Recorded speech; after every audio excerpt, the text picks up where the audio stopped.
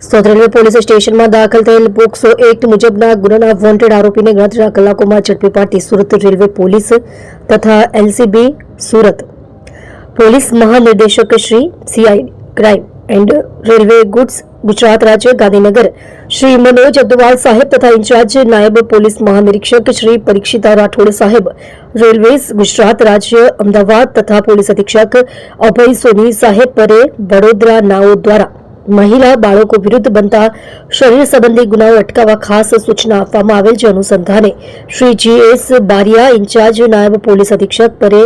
સુરત વિભાગ સુરત તથા Shri HD Vyas police inspector Surat railway police station તથા TV Patel police inspector LCB પરે સુરત નાઓના માર્ગદર્શન મુજબ તારીખ 14/9/2025 રોજ સુરત રેલવે પોલીસ સ્ટેશનમાં નોંધાયેલ પાર્ટ 2 ગુનો રજિસ્ટર્ડ નંબર 2025 ભારતીય ન્યાય સંહિતા 2023ની કલમ 64(2)M 65(1) 351(2) તથા પોક્સો 1 કલમ 4(6) મુજબનો ગુનો આચરી આરોપી રવિશંકર ઉર્ફે નિતેશ રહે નંદુરબાર નામનો ઈસમ નાસી ગયેલ હોય, જે ગુનાનો ભેદ ઉકેલવા હ્યુમન સોર્સિસ તથા ટેકનિકલ એનાલિસિસના આધારે તારીખ 15/9/2025ના રોજ police sub inspector Shri L Parmar Surat railway police station તથા એલસીબી